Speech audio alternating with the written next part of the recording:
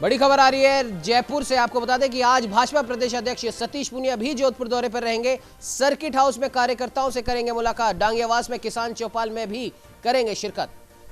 पूर्व केंद्रीय मंत्री जसवंत सिंह के निवास पर भी उनके जाने की संभावना। भाजपा प्रदेश अध्यक्ष सतीश पूनिया का भी आज जोधपुर दौरा। सर्किट हाउस में कार्यकर्ताओं से मुलाकात तो करेंगे ही, साथ ही साथ डांगियावास में किसान चौपाल में भी वो शिरकत करेंगे। पूर्व केंद्रीय मंत्री जसवंत सिंह के निवास पर भी उनके जाने की पूरी संभावना है। आपको बता दें कि पूर्व केंद्रीय मंत्री जसवंत सिंह के निधन के बाद में आज जोधपुर में शोक सभा का आयोजन किया जा रहा है, जिसमें पूर्व उप मुख्यमंत्री राजस्थान के सचिन पायलट भी आज जोधपुर दौरे पर रहेंगे। साथ ही साथ बीजेपी के अध्यक्ष राजस्थान के सतीश पूनिया भी आज जोधपुर दौरे पर रहेंगे। तो वहीं इस खबर पर ज्यादा जानकारी के लिए हमारे साथ हमारे संवाददाता लखवीर सिंह शेखावत फोन लाइन पर जुड़ चुके हैं। जी लखवीर, सतीश पूनिया साहब का भी आज जोधपुर दौरा है। पूर्व केंद्रीय मंत्री जसवंत सिंह के निवास पर उनके जाने की संभावना है। साथ ही साथ किसान चौपाल में भी वो शिरकत करेंगे। क्या कुछ और अपडेट है उनके इस कार्यक्रम को लेकर?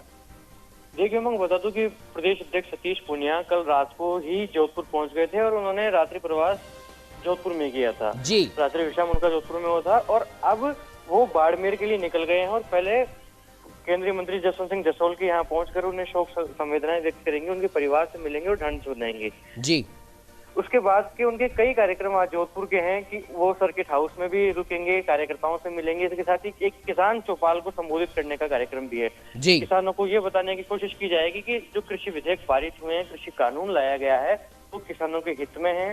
पूर्णतया ये फोकस रहेगा कि पश्चिमी राजस्थान, खासतौर पर जोधपुर का किसान भाजपा के साथ कंधे से कंधा मिलाकर खड़ा रहे और उन तक ये मैसेज पहुंचाया जाए कि इस बिल में ऐसा कुछ भी नहीं है कि जिसका किसान विरोध करे।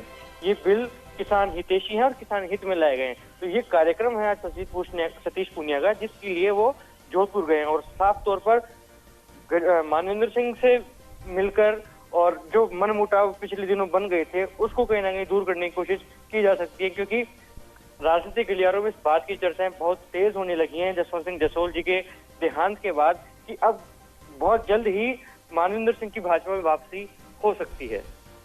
जी बिल्कुल लखवीर, आपने सही कहा और जाहिर सी बात है कि ये वो समय है। अगर राजनीति की बात करें, हालांकि इस समय जोधपुर में जसवंत सिंह जी के निधन के बाद में जो शोक सभा का आज आयोजन है उसमें सभी प्रमुख नेता, भले ही वो कांग्रेस के हो, बीजेपी के हो, सब वहां पहुंच रहे हैं। लेकिन बीजेपी के लिहाज से इस शोक सभा में शामिल होना सतीश पूनिया का काफी अहम भी है। जैसा कि आपने भी बताया कि पूर्व में जो मनमुटाव थे उन्हें दूर करने का एक बहुत अच्छा मौका मिला है। क्या कहना चाहेंगे लखवीर?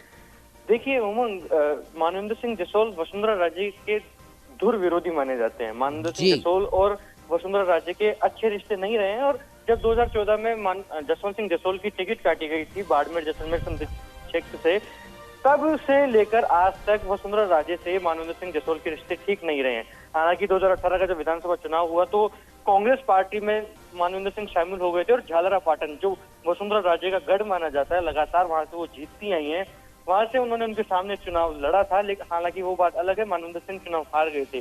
तो इस बात को बीजेपी के प्रदेश अध्यक्ष कहीं ना कहीं भुनाने में जुटेंगे, क्योंकि सतीश पूनिया का खेमा अलग काम कर रहा है और वसुंधरा राजे अलग काम कर रही है। तो सतीश पूनिया ऐसा कोई मौका नहीं छोड़ेंगे कि वो अपनी टीम को मजबूत करें।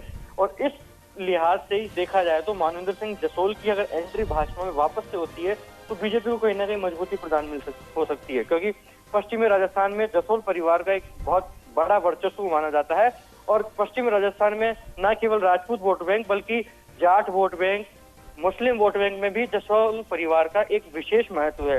तो इस अगर मानवेंद्र सिंह की वापस से भाजपा में एंट्री हो जाती है तो भाजपा को कहीं ना कहीं स्ट्रांगनेस पैदा होगी और कहीं ना कहीं मजबूती पैदा होगी। इसलिए बीजेपी के प्रदेश अध्यक्ष साफ तौर पर चाहते हैं कि जो भी लोग जिन मन मुटाव के चलते बीजेपी छोड़कर गए थे वो बहुत जल्द वापस परिवार में आ जाएं, ताकि सतीश पूनिया के लिए भी रास्ता साफ हो सके, सतीश पूनिया अपनी टीम को डेवलप कर सके, मजबूती के साथ डेवलप कर सके और आने वाले विधानसभा चुनाव में बीजेपी बहुत स्ट्रांगली एक्शन ले सके।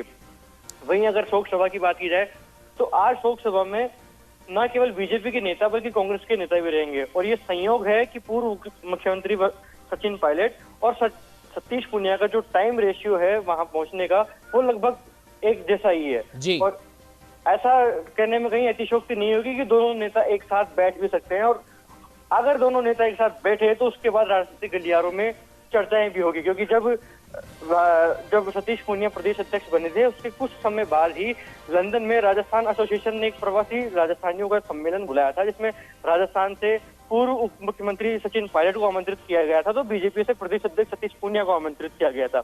और उसके बाद राजनीतिक गलियारों में इस बात की चर्चाएं तेज हो गई थी कि अब बीजेपी और कांग्रेस में इन दोनों नेताओं का ही भविष्य है।